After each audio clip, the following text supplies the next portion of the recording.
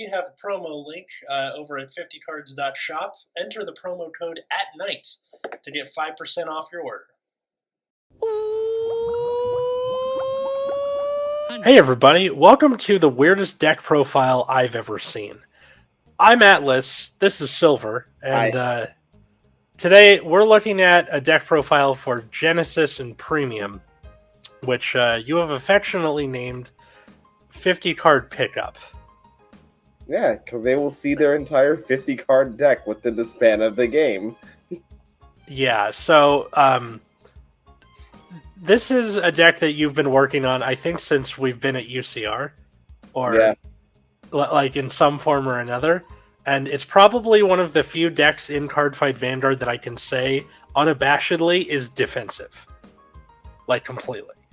Some people will say like, "Oh, freeze ray Messiah." No, this is literally the win condition is decking the opponent out. So why don't we just get into some cards here? So, all right, so kicking it off with our first grade 3, it's going to be Mythic Beast Fenrir. In case you're not familiar with his V counterpart, he has an act ability to Soul Blast 1 or more cards, search your deck for up to 1 card with the sum of the grades Soul Blasted, add it to hand, shuffle a deck, and then call something from hand to rearguard circle. Very useful because you can search out anything you want, whether it be heal triggers, key important pieces that are later on in the deck, PGs, another Fenrir if you need it, things like that. But what we're really using him for in the defensive part of this is the second skill, which is Vanguard once per turn. When your card is put into your is put from your soul into your drop zone, counterblast 1 and call one of those cards to rearguard. Notice that it doesn't say during your turn. That's going to be very important in just a little bit. But yeah, this also got better once Bushiroad got rid of the use it or lose it thing with once per turn, so you could just do this whenever. It's beautiful, honestly. And you'll see why in a bit, but the idea is that you can use this ability to call out anything. Regardless of the situation, you can just kind of get the ball rolling on that at any point. Then hike up some significant advantage if you're going first, like you say you use Ulysses, put him into soul, draw a soul charge, as we'll discuss later. And then you use Fenrir to call him back out to draw some more cards. Depends. Or you can do something like call out Claimer Harry if you need it. Basically, the idea is that you're treating your soul like it is a second, which is very, very useful. Right on. He's also got the second best abs in the game. Sorry, Alt Miles got better abs, and I will fight anybody that says otherwise. Next up, we got Mythic Beast Vandergan. He is now a grade 3 for your viewing pleasure. Auto Vanguard rearguard circle. When placed, choose one of your opponent's rearguards and retire it. If this unit is on Vanguard circle, choose all of your opponent's rearguards instead of one rearguard. Alright, so this is actually for those for a couple of different purposes. One, if you can't get your combo pieces to deck your opponent out during their turn, you can at least retire one of their rearguards. Selectively, or if you're feeling really fancy, you can actually ride him and then blow up your opponent's board if they don't have resist, because of course this has choose all rear guards, not just retire all rear guards. Yeah, that's weird. Where it makes you, because normally with blowing up a column, it's usually like pick one thing and then retire the whole column, and that usually gets around resist. This is like you got to pick all of them, buddy. You got to pick every single one. And yeah, this is actually really useful if you're playing against a deck that it's really useful if you can't like deck them out like immediately, or like you can't start using Melissa, which we'll get to, or if you just don't have access to Fenrir, or just retiring their board is just the best way. Yeah, I think probably in this matchup, in a matchup, I'd probably use it in Grand Blue, maybe. Mm-hmm. There's not really a whole lot, and that's only because giving them Melissaing them gives them more fodder. with which to kill you later. Depending, yeah. Depending. So in that case, you have this kind of branching like thing between blowing up their board or giving them more rear guards. So I mean, Yeah. It's not very often that this comes up. Admittedly, I'm kind of like coping there. But what he is also useful for is his rear guard circle skill, which is at the end of the battle that it attacked the Vanguard. You put the card into your soul. You look at the top 3 cards of your deck. You choose one to put into your soul, put one at the top of the deck, and put one at the bottom of the deck. A little bit more reminiscent of Stride Vandergan's original skill. Yeah, so that's kind of the idea there. Right on. Yeah, this seems like a just recycling, but B, if Melissa happens to give you or Melissa or whatever the girl's name is, the grade 2, gives you like a bad something, you can then use this to then be like, all right, just kill it. I'm done with this. Yeah, like the idea there is that like you get Veratrum and you don't have Melissa, so you go and call Vandergan, and you see that they called out something like a Choa, and you're just like, kill it. Yeah. Yeah. No. Yeah. No. You see a good rear guard, and you just go, nope, kill it. Just get rid of it. Get rid of it. Enough. Then we have Gleipnir. This card's dumb. The card is extremely stupid. Yeah, this is part of the reason Taro was banned. This thing. Yeah, we're actually going to start with probably the more stupid part of this card because Taro's banned. If Taro weren't banned, then this would be literally nothing. When this unit is placed on Vanguard or Rearguard Circle, counterblast 1, soul charge, and you can choose any card, no matter what it is, and you can choose it from your soul and you can add it to your hand. For example, oh no, I soul charged my OT, or oh no, I soul charged my only access to a Fenrir for next turn to ride into, so I don't G assist. He is there to kind of save your butt. The other thing that he's useful for is pulling out your key pieces. Veratrum, Melissa, let's say Cider for the soul charging, things like that. He's there to kind of pull cards out of your soul in case you lose them to soul charge, because your soul charge is random. And then you have his rearguard ability, which is when this unit attacks, soul blast 1, this unit gets power plus 10,000 until end of turn. This is actually useful for a couple of different things.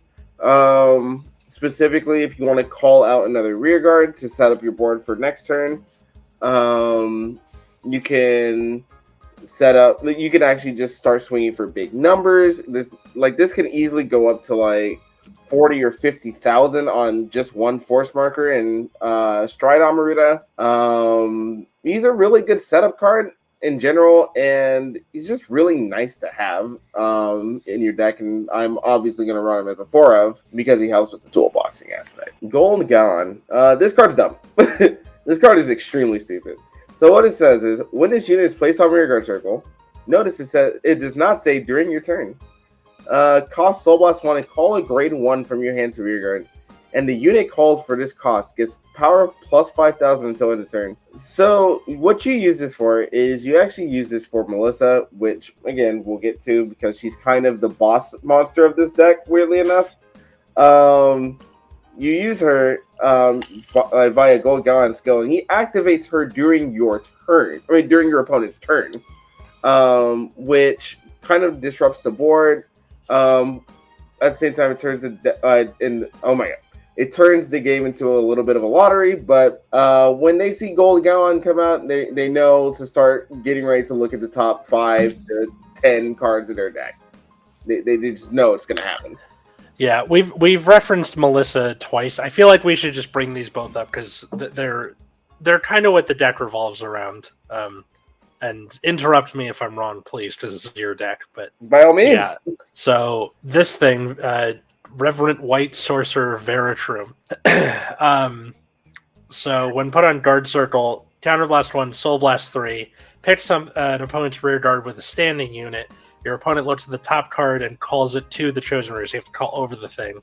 And then your opponent's card's auto abilities don't activate from the call. So that includes anything else on the board. It doesn't necessarily mean the thing you called. What's important about this, too, is the wording. It says, well, it's two things that you need to pay attention to. One, has to be a standing unit. So if you're looking at counterplay against this, what you do is you attack with the most valuable thing on your board first, so that we do not pop it. But which feels awful, by the way, as somebody who has gotten flattened by this deck multiple times. The other thing that's important, though, is that it chooses a rear guard circle, not a unit. So basically, anything that says resist, you can't choose it. That's great. I'm choosing a circle. You can't get around that. So basically, you're just using it as a way to kind of get around resist, but also set up the soul blast that you need for Fenrir skill to superior call Goldagon, and Goldagon pays soul blast 1 to superior call Melissa, which let's go ahead and show the card. Okay, Melissa is Veratrum on steroids. So Melissa, when placed from hand, costs soul blast 3. Your opponent looks at the same number of cards from the top of his or her deck as the number of his or her rear guards, calls them to rear guard with units, and shuffles the deck. Your opponent's abilities do not activate from this call. Doesn't matter if they're auto, doesn't matter if they're continue, it doesn't matter. Their abilities do not activate. None of them. The important part of this card is that it activates from hand, which is why Goldagon is so useful, because he calls from hand during your opponent's turn, which allows you to activate Melissa and then therefore go ahead and call over the entire board. There have been times where you've done like Veratrum into Gaon, or like where you've chained things together and made me do it like multiple times, where it takes like 6, 7, 8 cards out of the opponent's deck. It's not fun. Excel clans have an especially difficult time. Yeah, Excel clans, I've seen people fill up their boards, and it's kind of funny because like you see them with these like 3 or 4 Excel markers, and you're sitting there with this Melissa in hand and this Veratrum in hand, and you're just kind of like, cool, I'm about to, and you just look and go, how many cards are left in your deck? That's actually a question you're going to be asking a lot. How many cards are left in your deck? And they're like, why do you need to know? Just tell me how many cards left in the deck. Because you're about to lose 9. I said what I said. Like, you're about to lose 9 or 10. So you better hope the number is greater than 9 or 10, or else you immediately lose. Funny enough, the only thing that really kind of stops this dead in its tracks is Gridora, because you literally can't call anything at all. Oh. For any reason, unless it's from hand. So that actually kills a very big part of the deck, which is, calling Goldagon out in order to call the thing from hand. So, what's your like response to that most of the time? Short Melissa's in hand. I would just hold them and then play them one after the other.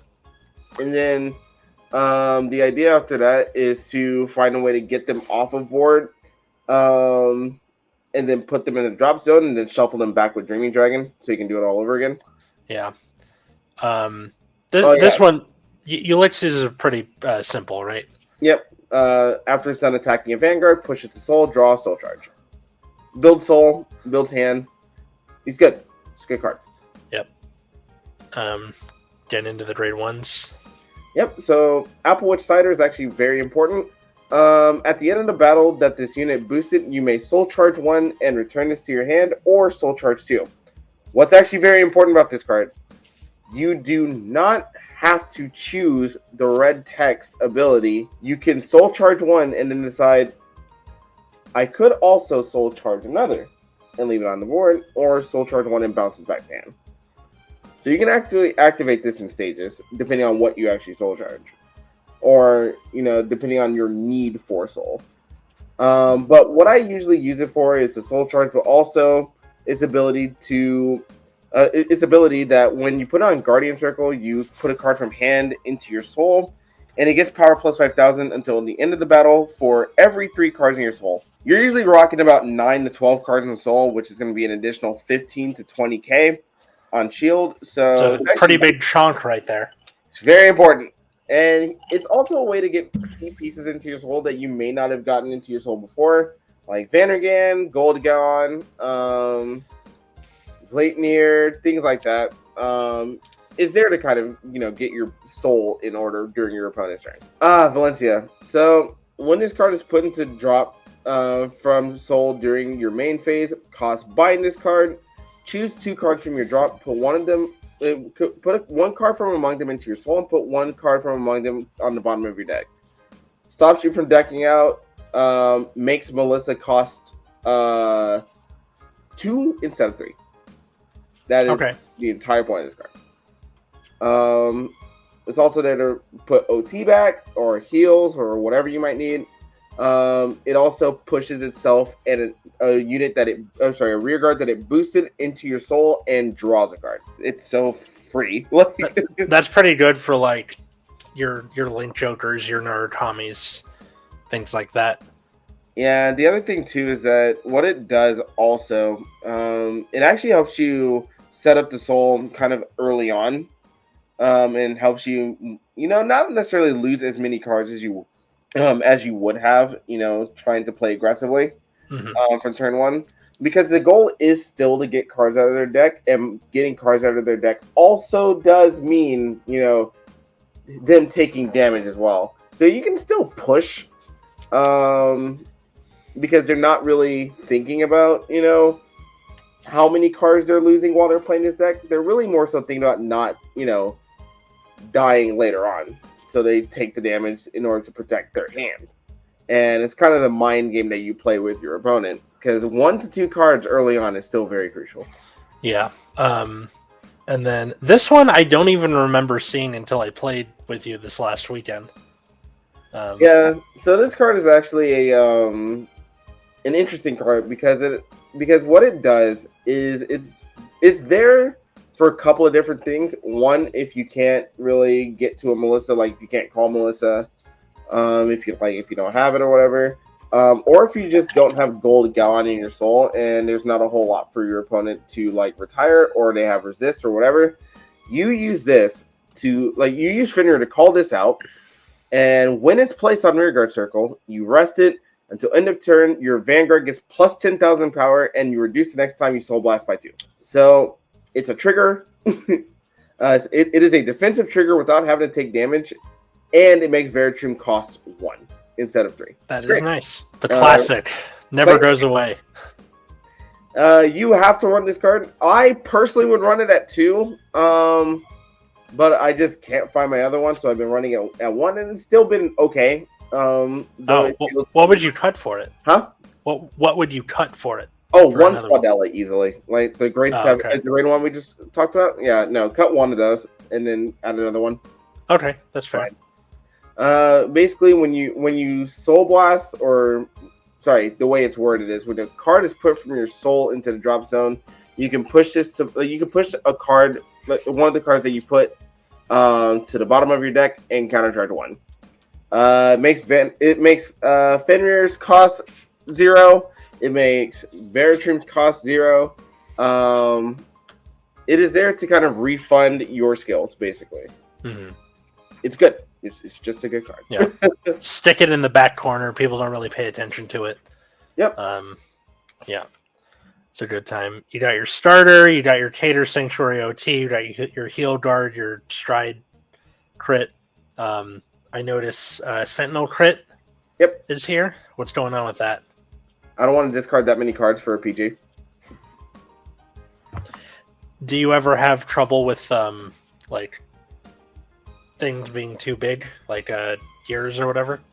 It really depends, because I'm not depending on how things are going, I'm not usually afraid of their board. Because what I usually like to do is I like to wait until after they dispersed all the power that they're going to disperse, and then I call over their board. Got it. Yeah, so make them waste their skills. Yeah, playing against this deck forces you to play differently, and not in a interesting way, in I'm making new pathways in my brain way, and it's uncomfortable. Yeah. I do have a question though. So I noticed that you're running V Fenrir. You have the Sentinel crit. Do you plan to do anything with the history collection Stride and the original Fenrir or anything like that? No. So the problem with the original Fenrir is that the write-up that you get from from original Fenrir, the 2 force markers, it's cool, but you're not really going for power. Power doesn't matter. Gotcha. What matters is shoring up a bunch of cards so that you can defend yourself, so that you are able to start kind of building a wall against your opponent. And unfortunately, G Fenrir can't do that like V Fenrir is able to. Gotcha. So your write-up in V Fenrir is just better. I need to get that thing from like a basketball game or something where they're going dun, dun, defense dun, dun, or something. Yep. So I guess that answers my question. And then of course Dreaming Dragon for, this deck is meant to go for a long time, right? Yep. Like your games will usually go to time. If you're doing it right, you're gonna sit there and watch your opponent like attack you, and you're just gonna go block, call over your board. Oh, look at that! All triggers, you can't hit me. All right, cool. Stand and draw. Dreaming Dragon, shuffle, draw. Continue your turn, please. This might be one of the stand G era stand triggers where it did the most, and I don't think it's ever ban worthy because it never outright did anything broken like Doctorate Refros. It was just kind of exactly what Genesis needed, and it's all we needed. All we needed was to not deck out, and then they said, "Cool, you don't deck out," and it's like, "Great, we're good." Yeah, for other decks to avoid decking out, stuff being put back in deck, it's like a big to do. Where put 4 on bottom, or you got to call over stuff, and then it goes on. I'm using Great Nature as example. Yeah. But for Genesis, you're just just put the whole thing back in. You got 10 or more of them, draw a card. I don't care. So, it's like the drunk store tender. Kind of, yeah. And then lastly, I see this order here, which from Minerva Rising. What's the deal with that? Cards plus engine. You just play Counterboss 1, draw 2 cards, and then choose 2 cards from your hand and call them to rearguard. Or discard 2 discard 2 cards that don't fit the grade of your Vanguard, or whatever. The idea is that you basically call Ulixes, Valencia, anything that draws cards so that you don't lose the 2 cards that you just drew to the board. Mm-hmm. Effectively making this card a +2. Yeah, the way Vanguard measures pluses compared to Yu-Gi-Oh! Where Yu-Gi-Oh! A summon onto a board is more of a plus than in Vanguard, because Vanguard there's no normal summon versus special summon. You can just do the thing. Yep. But yeah, this seems good for an engine, and then if you ever need to make space for stuff, you can always cut these because for the things, right? Things proper. Yep. This card is not it's not necessarily the most important thing in the deck. In fact, you more often than not will not actually use this card. It's just there as a way to kind of cycle through your deck a little bit more. Or if you're feeling just greedy one day, you can just kind of draw more cards. It's okay. Before we get into the G Zone, is there any I know this is kind of a novel concept for how Vanguard does its thing. This is very Gize-like almost. Mm-hmm. What do you do against decks that are either more aggressive or can mess with your board? Depending on which deck you're playing, right? If you're playing against something like Nova Grappler, which gets big numbers and things like that, you just shore up a bunch of shield. Shuffle your triggers back as early as you can. Take little damage in the beginning, maybe 1 or 2, because generally speaking, you're not really going to need more than 2 damage per turn. You can realistically operate on even less because of Claymore Harry. And if you have a full Claymore Harry engine, you can countercharge 2 every single turn. So it's not really that much of a problem. Even the Fenrir Veratrum play only costs 2 CB. So you don't have to take damage. You do not need to take damage. And if you find yourself in a position where the numbers are too big, again, you don't necessarily have to deck them out on their turn. especially if they're aggressive decks. They tend to have rearguards that stay on board. So you can actually save the Melissa for your own turn and then Superior call Vandergan instead to pop the offending rearguard that is, too big. In case of the things that disrupt your field, like Narukami, Link Joker, try not to give them a whole lot to pop or whatever. If you have disappearing rearguards, please use them. If you have ways to kind of call over the rearguards that you have placed, like Melissa, and like substitute them for things that can actually disappear, do so. Put your drop back into your deck as often as you can. Even if you only have like 5 or 6 cards in there, just do it.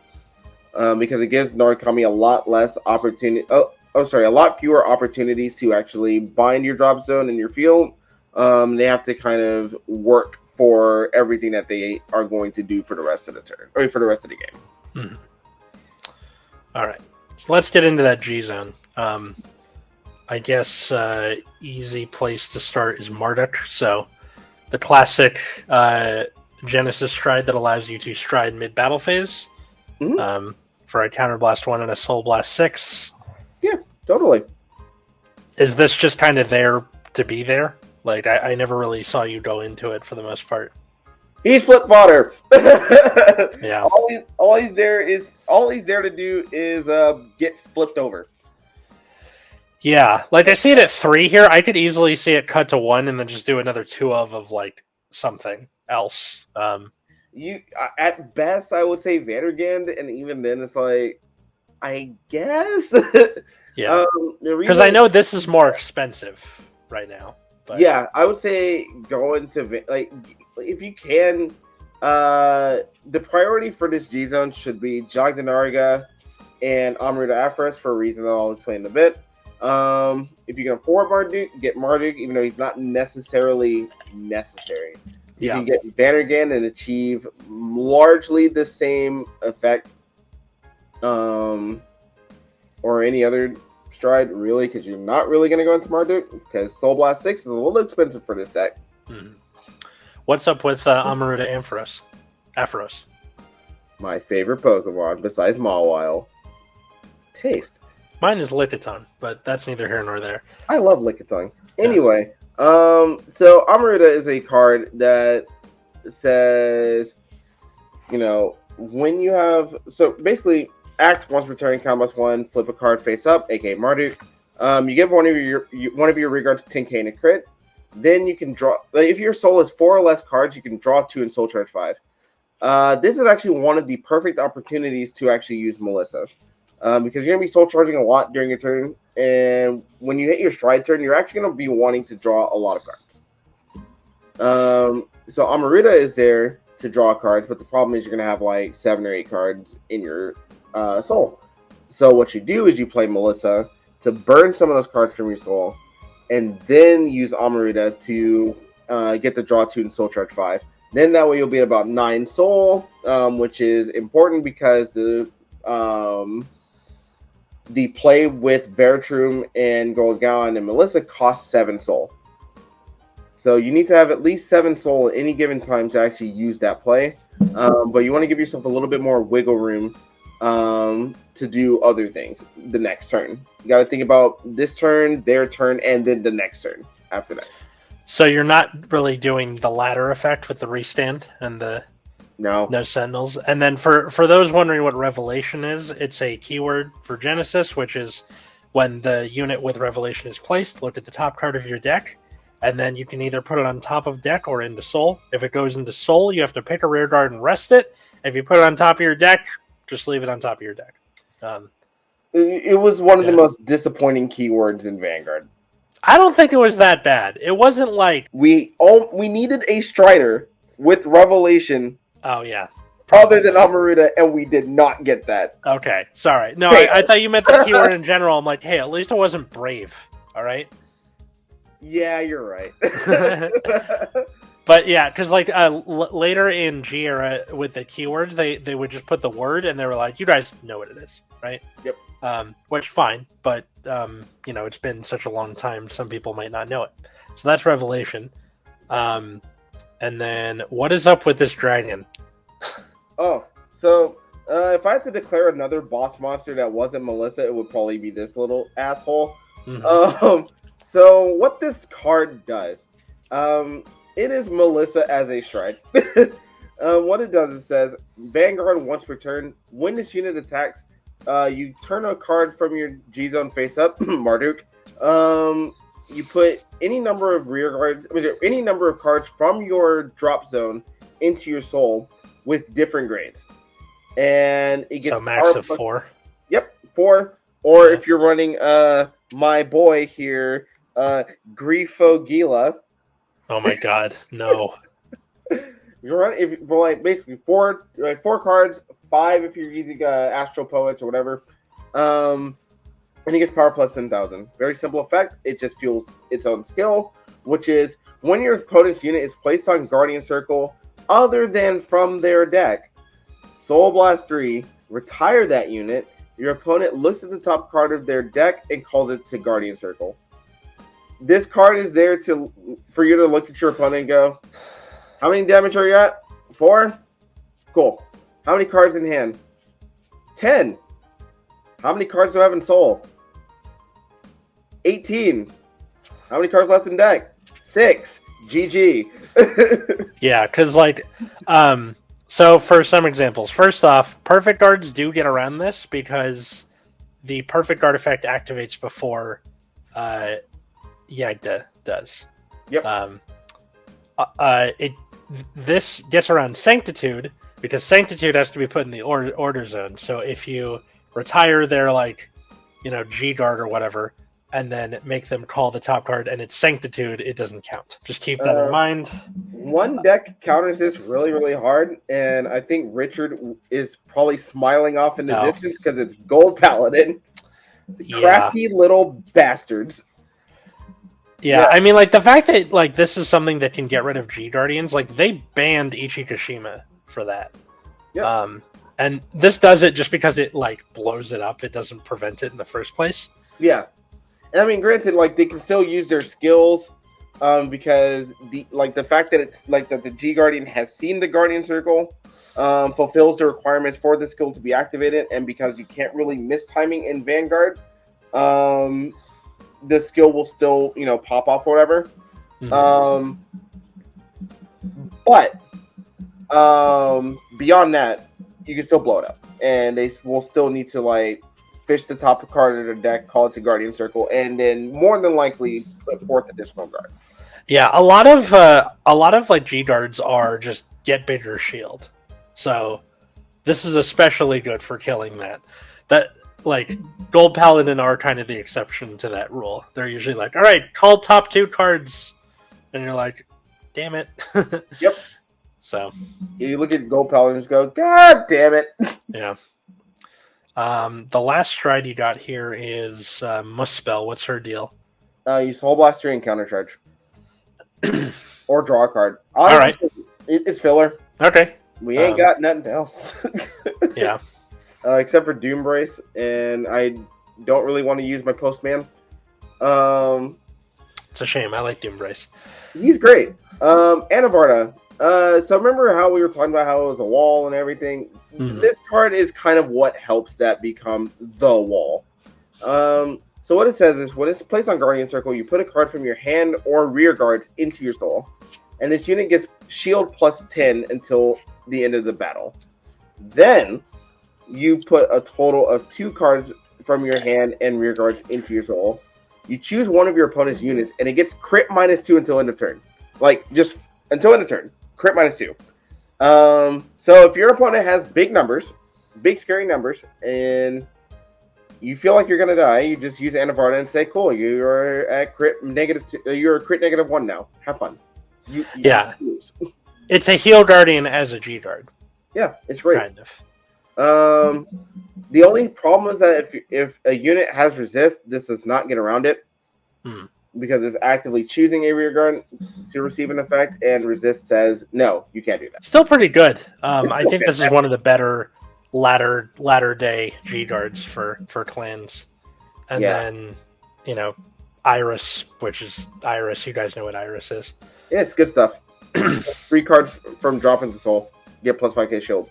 Yeah. Did you have any other like considerations you thought of, or was it pretty streamlined to like these two, and then the rest kind of fell into place?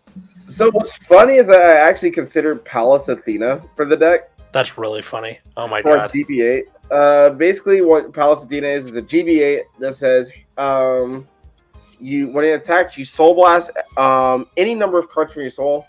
All of your rear guards will get plus 5k, or I think it's like 2k for each card you soul blasted. And then if you soul blasted 3 or more, the Vanguard gets a crit. It's not that good, but what is there to do is basically just build a bunch of numbers, and then kind of like hopefully last push your opponent. But Jagdinarga again just does it better. But if you find yourself in a game where the game has just exhausted all of your Jagdinargas, all of your Amrutas, then that's when you would theoretically go into Pallas Athena. But that does seem plausible, though, right? It doesn't happen that often, strangely enough, because there's a lot of times where you just don't stride. I guess. I mean, it just kind of seems like rope-a-dope.deck. You know what I mean? Yeah. So it's I think this is like definitely like it's one of the most interesting decks I've ever played. It's not super expensive, is it? Yep. So let's see. Your most expensive card is going to be Dreaming Dragon at $7 whole. And then your strides, like this is something that never really got much attention. These two are newer. This might be a little bit, but you don't really need it that much. And then these two are super cheap. So yep, your entire deck is going to cost you maybe under like $60-$70. Yeah, and for people who in Magic enjoyed playing, what was that? Black, right? No. Trying to think of like the equivalent in Magic. I think blue is mill. Maybe it might be blue because it is kind of a control deck where like the opponent tries to do something, you go, I'm going to call over that. You go, fuck, and then move on with your life. Yeah. So I really hope people enjoyed this. Where can people find you, Silver?